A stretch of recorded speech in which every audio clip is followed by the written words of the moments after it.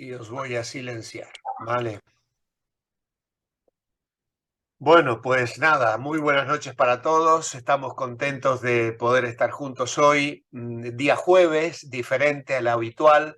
Os agradezco el esfuerzo que hacéis de tomar un día antes para compartir juntos.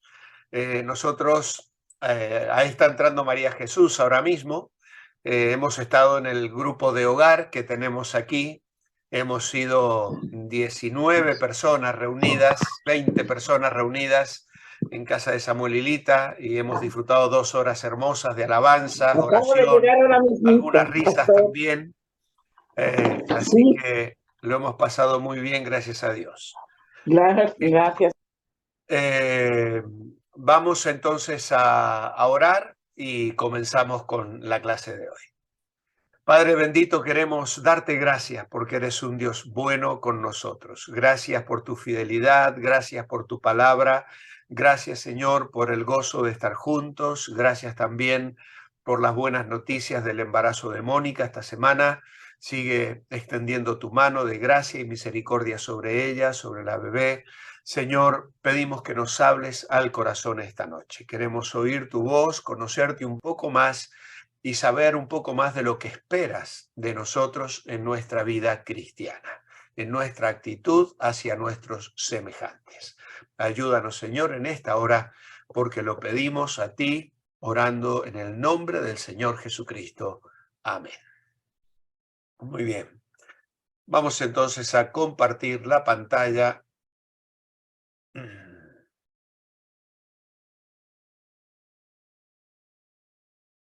Y allí tenéis entonces nuestro titular de cada semana. Creciendo en la gracia, el título de nuestra clase. Hoy es el paso número 8, aceptándonos y recibiéndonos unos a otros. La familia de Dios es grande y está formada de todo tipo de personas. Unas son maduras, otras no. Algunas son muy simpáticas y fáciles de aceptar, mientras otras son más problemáticas. La verdad es que esa es la realidad, ¿no? Somos pocos y nos conocemos mucho, solemos decir, en iglesias pequeñas, ¿no? O en los contextos de grupitos pequeños. Dice la Biblia, nos exhorta a recibirnos o aceptarnos los unos a los otros. Sean como sean, Dios busca la unidad entre todos sus hijos. Es cierto, somos una familia y esto es algo muy bonito. Todos quizá tenemos una familia nuclear, la familia extendida, tíos, primos, y hay reuniones que suelen ser muy felices, pero lamentablemente a veces hay reuniones que no lo suelen ser tanto. ¿Por qué?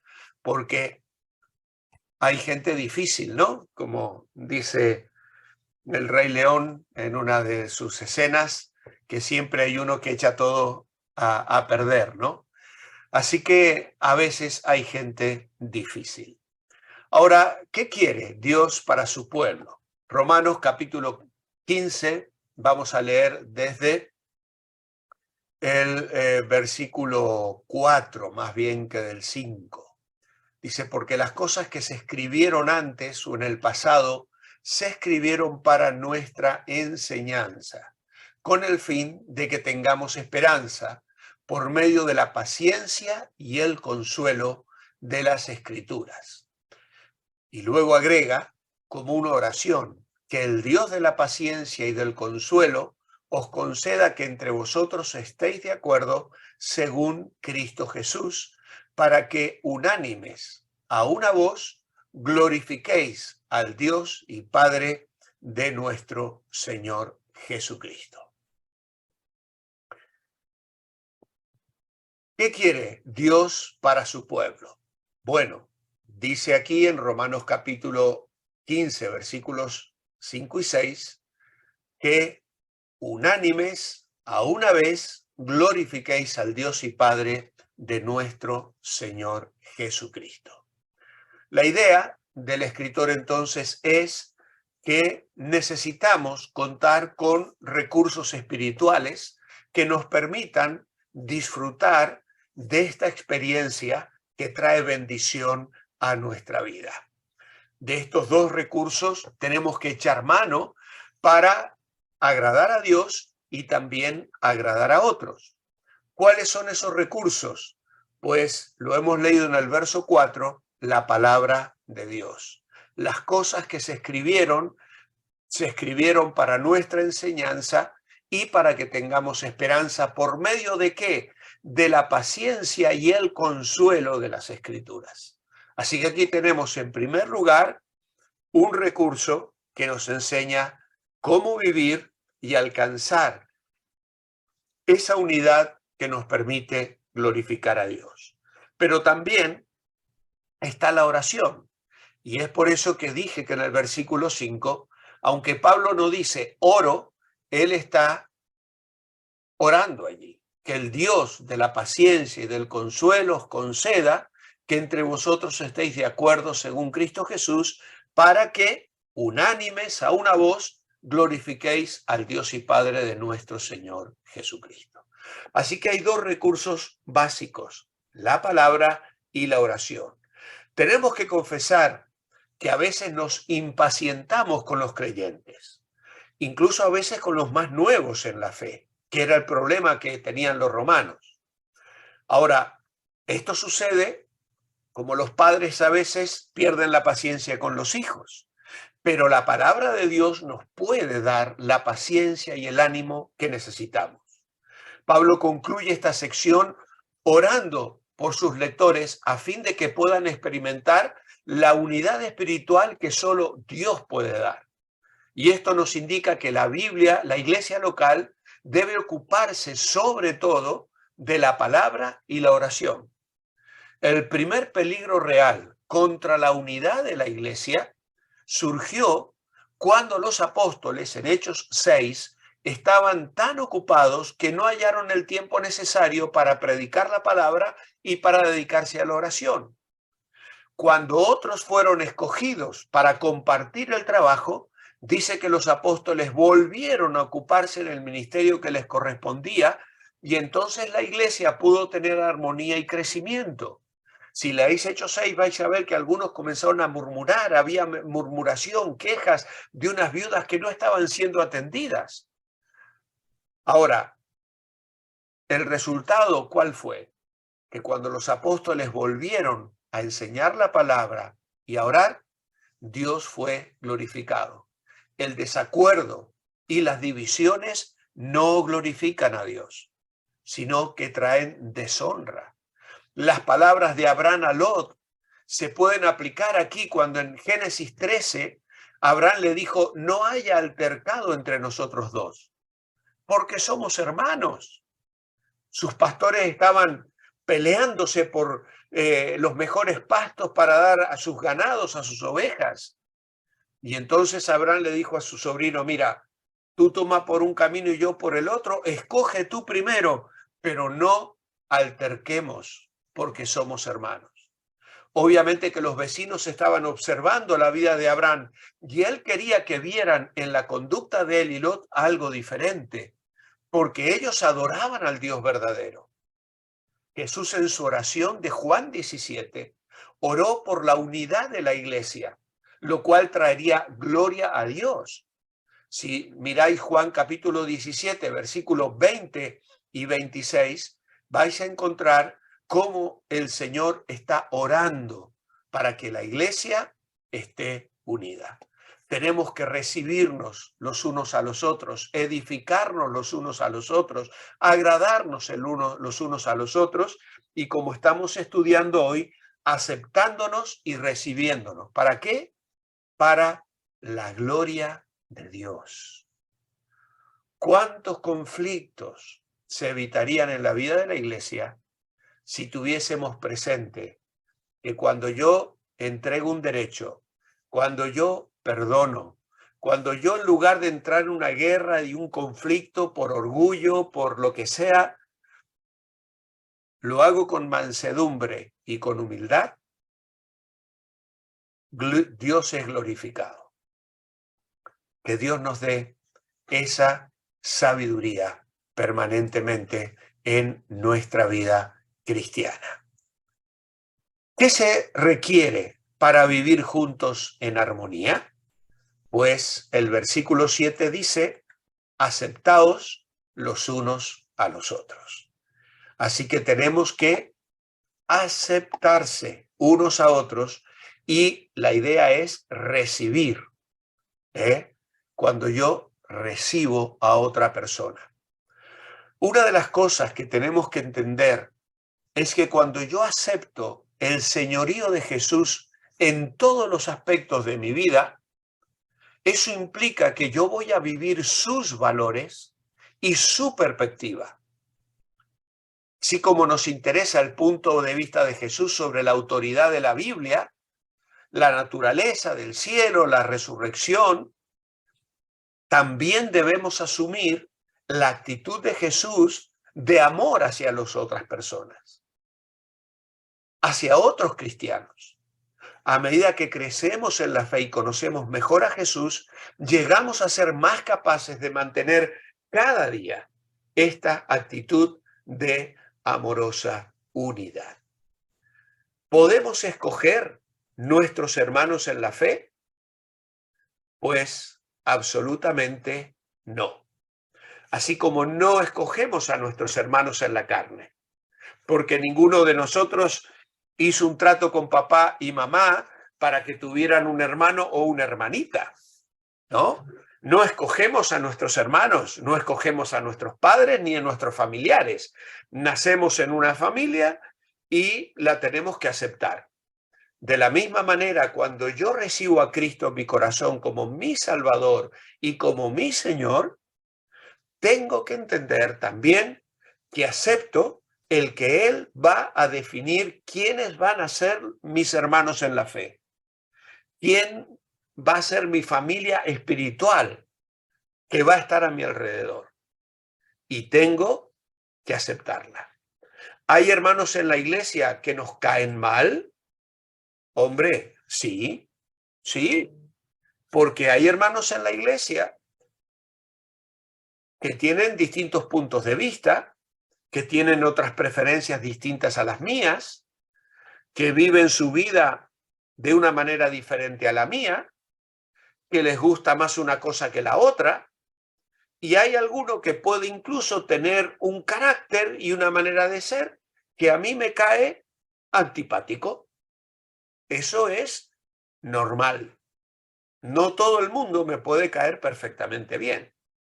¿Hay hermanos en la iglesia que tienen defectos? Hombre, sí, claro que sí. Y muchos defectos. Por eso, precisamente, Romanos 15:1 nos exhorta a que aquellos que somos fuertes debemos soportar las fraquezas de los débiles en lugar de hacer lo que a nosotros nos agrada. Y entonces se nos exhorta a soportar las flaquezas de los débiles y no agradarnos a nosotros mismos. Pablo se incluyó a sí mismo entre los fuertes cuando trató el problema básico del egoísmo. Es decir, el verdadero amor cristiano no es egoísta, más bien busca compartir con otros y hacer felices a otros. Aún está dispuesto a sobrellevar a los creyentes nuevos, ayudándoles en su desarrollo espiritual, no en el sentido de aguantarlos, sino animándolos. Y el gran ejemplo lo tenemos en el Señor Jesucristo. Él pagó un enorme precio con el fin de servirnos. De hecho, Pablo citó el Salmo 69:9 para confirmar esa verdad. Ese salmo dice, me consumió el celo de tu casa y los insultos de los que te vituperaban cayeron sobre mí.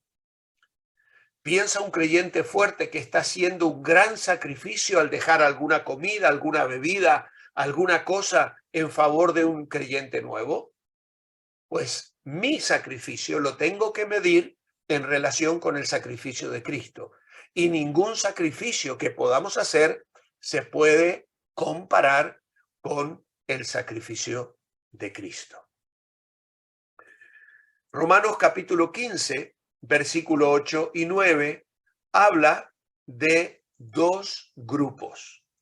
Dice Pablo aquí, pues os digo que Cristo Jesús fue siervo de los judíos para mostrar la verdad de Dios, para confirmar las promesas hechas a nuestros padres, a nuestros antepasados, y para que los gentiles glorifiquen a Dios por su misericordia, como está escrito. Por tanto, yo te confesaré entre los gentiles y cantaré a tu nombre. Por lo tanto, Pablo aquí está mencionando a los gentiles.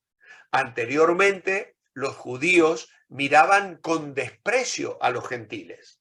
No querían asociarse con ellos ni saludarlos.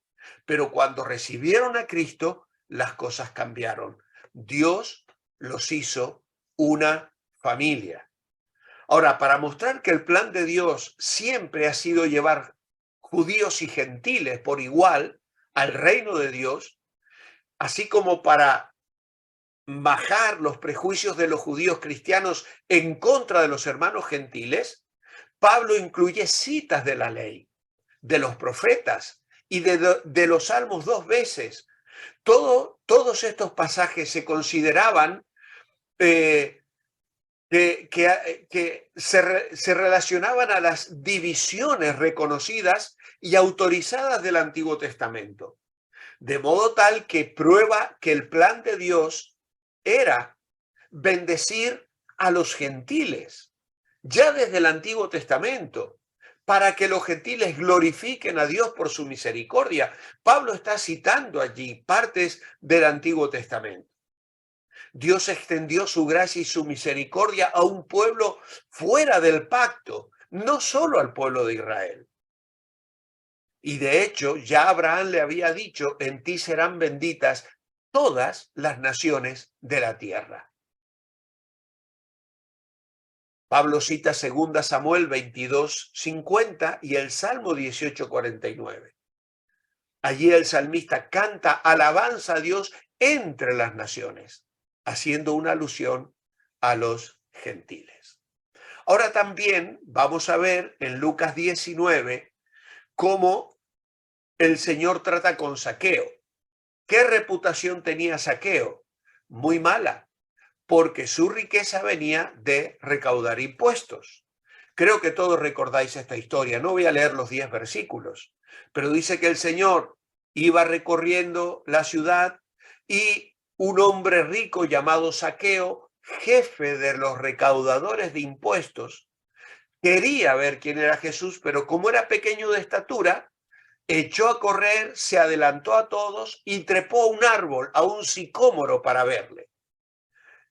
Porque Jesús iba a pasar por allí. Pero cuando Jesús llegó, miró hacia el árbol y le dijo, Zaqueo, date prisa, desciende, que hoy me voy a hospedar en tu casa. Y dice que bajó lleno de alegría y recibió en su casa a Jesús. Y claro, todos murmuraban diciendo, ha entrado a hospedarse en casa de un hombre pecador. Pero Zaqueo se puso en pie y dijo, Señor, voy a dar la mitad de mis bienes a los pobres. Y si en algo he defraudado a alguien, se lo devolveré cuadruplicado. Jesús dijo, hoy ha venido la salvación a esta casa. Porque Zaqueo también es hijo de Abraham. El Hijo del Hombre vino a buscar y salvar lo que se había perdido. Bueno, creo que todos sabéis que para financiar el gran imperio mundial, los romanos cargaron impuestos elevados a las naciones que estaban bajo su dominio. Los judíos se oponían a estos impuestos porque los servían para apoyar un gobierno secular y a sus dioses paganos. Pero aún así los judíos estaban obligados a pagar. Ahora, los cobradores de impuestos eran las personas más impopulares en Israel. A los judíos por nacimiento que optaban trabajar para los romanos se les consideraba traidores. Y además, todos sabían que los cobradores de impuestos se enriquecieron a expensas de sus compatriotas. ¿Por qué? Porque aumentaban y cobraban impuestos de más. Por lo tanto, que las multitudes se sorprendieran y se sintieran molestas con Jesús era normal, porque Jesús visitó a Zaqueo, un cobrador de impuestos. Ahora, a pesar de que Zaqueo era deshonesto y traidor, Jesús lo amaba. Y en respuesta, este pequeño recaudador de impuestos se convirtió. En toda sociedad hay grupos de personas que se consideran intocables, ya sea por su opinión política, su conducta inmoral o su forma de vivir.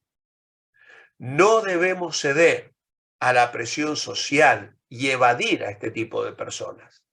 Jesús las ama y éstas necesitan también oír sus buenas nuevas. Así que Zaqueo era una persona difícil, pero Jesús no lo rechazó.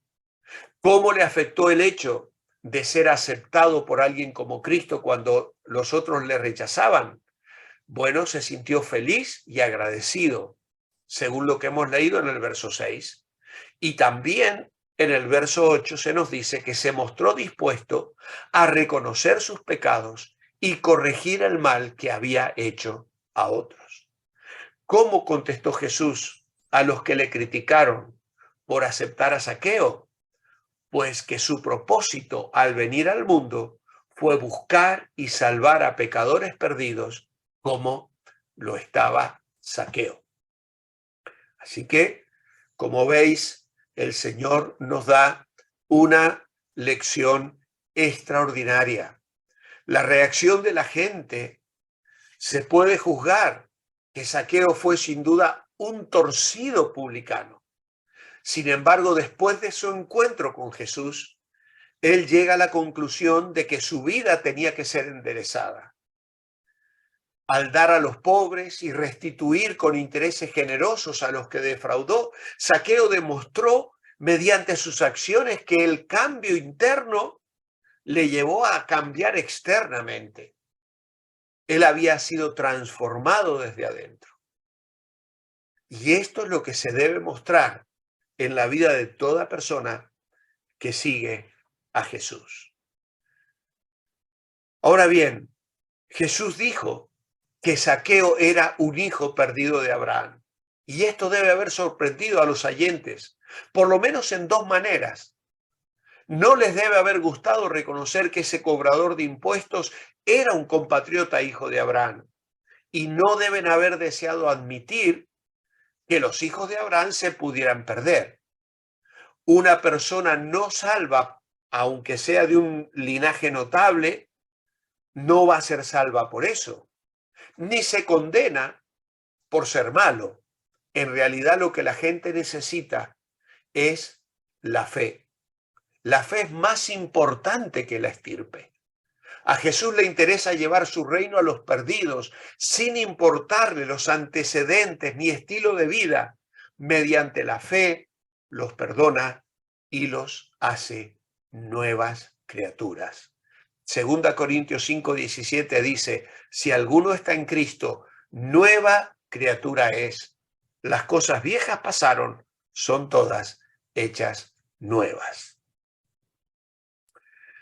La iglesia es una familia y a la vez es un refugio y un hospital. Pero, ¿de qué serviría un hospital si solo aceptara a gente sana? Pues no serviría para nada, pues no sería de ayuda. Ahora, en Lucas 15:7 se habla del gozo que hay en el cielo cuando un pecador se arrepiente. Allí tenemos la historia del hijo pródigo, tenemos la historia de la oveja perdida. Y dice, os digo que igualmente habrá más gozo en el cielo por un pecador que se arrepiente que por 99 justos que no necesitan de arrepentimiento. Así que Dios busca y acoge a los que están descarriados. ¿Debemos hacer menos nosotros? ¿A cuáles personas debemos recibir en nuestra iglesia? ¿A los agradables? ¿A los ricos?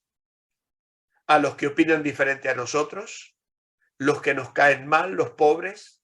¿Los fuertes o maduros, los adictos? los extranjeros y gente de diferente raza, los débiles o inmaduros, los de baja moralidad. ¿A quién debemos recibir en nuestra iglesia? Pues en nuestras iglesias tenemos que recibir a todos, absolutamente a todos. La iglesia debe tener abierto los brazos y el corazón de la gente para recibir a todo tipo de personas. Y obviamente explicarles el evangelio y llevarles a la fe en Jesucristo. Si aceptamos todo este tipo de personas, ¿quiere decir que la iglesia no puede establecer normas altas de comportamiento? No, sí que puede y debe. ¿Por qué? Bueno, porque la iglesia anima a la gente a vivir en santidad. Recibir a los débiles no quiere decir permitirles dominar o causar divisiones. Significa que los vamos a edificar, que es la cita con la que comenzábamos el estudio. Los débiles deben crecer en la fe y llegar a ser fuertes. No pueden permanecer en una situación como un niño caprichoso de 3 años. Yo a un niño de 3 años le acepto ciertas cosas, pero a un niño de 5, de 7 o de 10 ya no se las acepto igual. ¿Por qué? Porque ya es responsable, porque ya entiende, y esto también pasa en la vida cristiana. ¿Qué podría hacer usted para ayudar a las siguientes personas a sentirse más cómodas en su iglesia? Piense en personas específicas. Bueno, por ejemplo, los tímidos. Yo he puesto aquí algunas cosas. Debo acercarme para entablar una conversación, mostrarles interés y hacerlos sentir bien, hacerlos sentir cómodos. Una persona tímida generalmente le cuesta hablar, pero aún yo tengo que mostrarle interés, tengo que acercarme, tengo que intentar hacerle sentir como en su casa, como solemos decir. Luego también las visitas, hacerlos sentir bienvenidos, prestarles atención, ayudarles en todo lo que podamos también para que estén cómodos. Cuando una persona nos visita por primera vez, le recibimos amablemente, le saludamos, le entregamos una tarjeta de bienvenida, le explicamos dónde están los baños, dónde está la cocina, si necesita cualquier cosa que pregunte, nos ponemos a su disposición. Pero ¿qué pasa con las personas difíciles? Bueno, tratamos de evitar temas conflictivos, tratamos de escuchar a las personas difíciles, es importante que las escuchemos e intentemos comprender sus puntos de vista.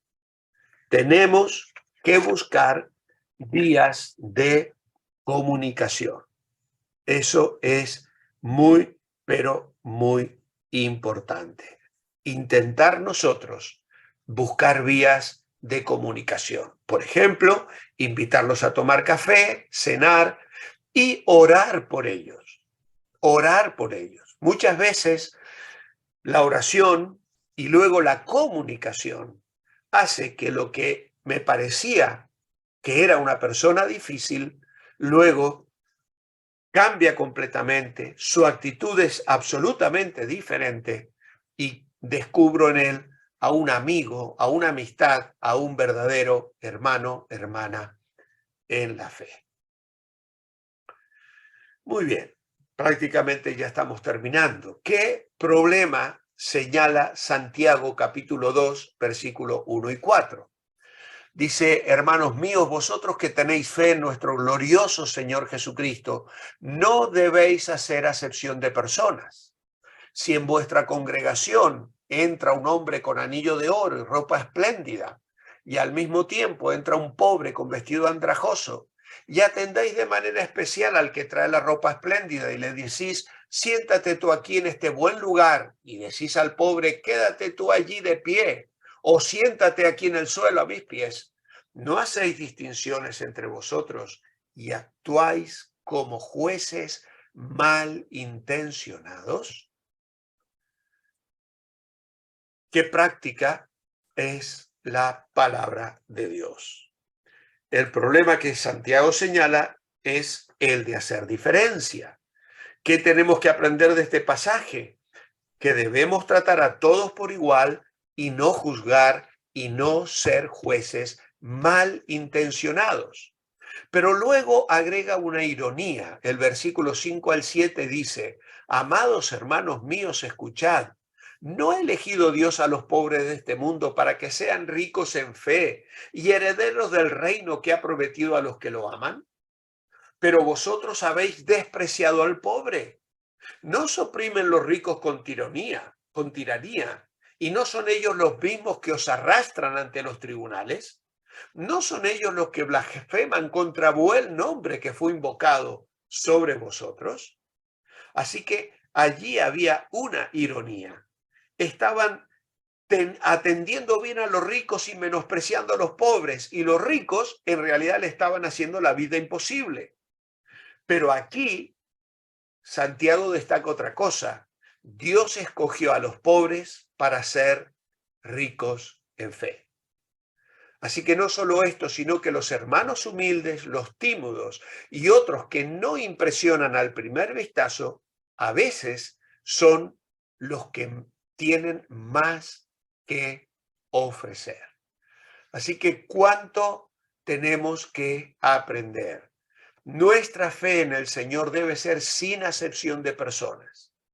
No tenemos que buscar reconocimiento y honor. Tenemos que servir a los demás. Tenemos que evitar grupitos. Tenemos que atender a los nuevos creyentes, incorporarles rápidamente, porque a veces hacemos grupitos de amigos y es muy difícil entrar en ellos. Santiago amonestaba a los creyentes que estaban buscando distinción sin atender a aquellos que la necesitaban. Luego tenemos Efesios capítulo 4, versículos 3 y 4, que nos manda a mantenernos en unidad. Dice la palabra de Dios: procurad mantener la unidad del espíritu en el vínculo de la paz. Hay un cuerpo y un espíritu, así como hay una misma esperanza a la cual fuisteis llamados según la vocación que habéis recibido. ¿Podemos estar unidos si no recibimos a todos los hermanos como están? Obviamente que no. Si no recibimos a los hermanos tal como están, pues entonces no vamos a crecer en esa unidad que el Señor nos demanda. Procurad mantener la unidad del espíritu en el vínculo de la paz. Hay un mismo cuerpo, un espíritu, una misma esperanza a la cual fuisteis llamados según la vocación que habéis recibido. Ahora bien, dignos de honra. ¿Qué otro tipo de persona podemos recibir en la iglesia? Filipenses 2:25, pues ahí tenemos a Pablo enviando a Epafrodito, hermano, colaborador, compañero, y luego en el versículo 29 dice: recibidlo pues en el Señor con todo gozo y tened en estima a los que son como él. Por lo tanto, tenemos que recibir a los que sirven a Dios, y también cómo debemos recibirlos: con gozo y honrándolos por su ministerio. Así que la Biblia no solo nos anima a aceptar a aquellos que a veces no tienen buena pinta, a aquellos que nos parecen desechables, pensando que la sociedad les ha abandonado. Dios les ama, son de valor para Dios, Él puede transformar sus vidas. Y también tenemos que recibir a aquellos que vienen para bendecirnos, para enseñarnos, para guiarnos y dirigirnos. ¿Qué podría hacer para honrar a los líderes de su iglesia? Pues orar por ellos y agradecer a Dios por el trabajo, el consejo y el cuidado que tienen de mí. Gracia o legalismo, el último cuadro. Muchos creyentes viven confundidos y deprimidos con sentimientos de culpabilidad constantes porque sienten que otros hermanos los están vigilando y juzgando. No sienten amor, gracia o aceptación sin un ambiente frío de crítica y superioridad espiritual. La Biblia tiene normas altas, pero a veces agregamos otros mandamientos y tradiciones a las normas bíblicas.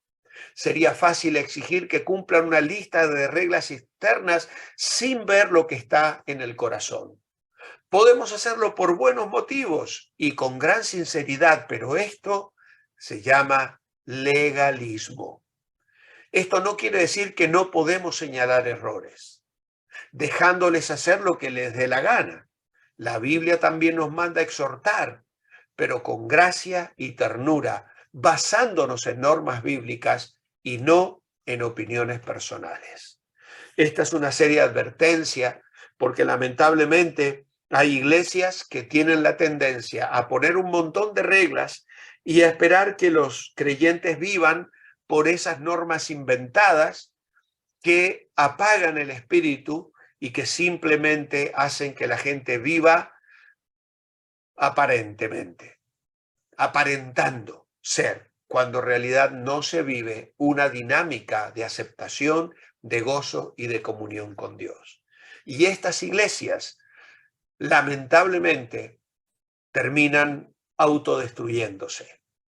Cuando hoy, por ejemplo, una familia que lleva a sus hijos a una iglesia que tiene este ambiente y papá y mamá le dicen a los hijos, en la iglesia tenéis que portarlos bien, en la iglesia no contéis que en casa miramos la televisión, en la iglesia no contéis que escuchamos tal música, o no, que no sepan que hemos ido al cine. Cuando todo eso es lo que hace de ti un cristiano y estás aparentando, lo más probable es que esos hijos, en cuanto entren en la adolescencia y la juventud, se rebelen contra Dios y abandonen la fe. Porque al final se va a la iglesia para aparentar. Obviamente que no vamos a ir al cine para ver cosas malas, ni vamos a escuchar mala música en casa, ni vamos a hacer cosas que desagraden a Dios, porque Dios nos mira en casa y en la iglesia y en el trabajo y en el colegio y en todo lugar donde estemos. Tenemos que vivir para la gloria de Dios, disfrutando de la gracia, viviendo positivamente, haciendo 1000 cosas que son santas y buenas y desechando todo pecado, pero no buscando aparentar delante de los hermanos, porque vivir en apariencia es una falsedad que finalmente destruye, apaga la fe y aleja a las personas de Cristo. Así que el Señor nos libre de vivir en un ambiente legalista. Los falsos o verdaderos. La unión en la iglesia requiere que aceptemos a personas difíciles. ¿Será verdad o será mentira? Pues es verdad. En la iglesia tenemos que aceptar a personas difíciles. Vamos a enseñarles, vamos a corregirles, no vamos a permitirles que por ser difíciles nos pisoteen o dañen a otras personas. Pero la iglesia trabajará para hacerles madurar en la fe. Si aceptamos a pecadores, ¿habrá críticas de algunos hermanos? Es probable que sí, pero los vamos a aceptar y vamos a enseñarles a vivir agradando a Dios. Al aceptar a personas difíciles, estamos aprobando su mala conducta. Esto es falso. Nunca vamos a aprobar la mala conducta por más difícil que sea una persona. Le vamos a poner límites y le vamos a enseñar a vivir en el temor de Dios. La cita para crecer está en Romanos 15, 1 y 2. Los fuertes en la fe deben apoyar a los débiles. Hay allí una discusión para que podáis leer y ver cómo explicar la diferencia de actitud entre Jesús, el fariseo, hacia la mujer pecadora. Y allí precisamente surge esto, ¿no? Una mujer que viene y se echa a los pies del Señor y el fariseo la mira con desprecio y menosprecia al Señor.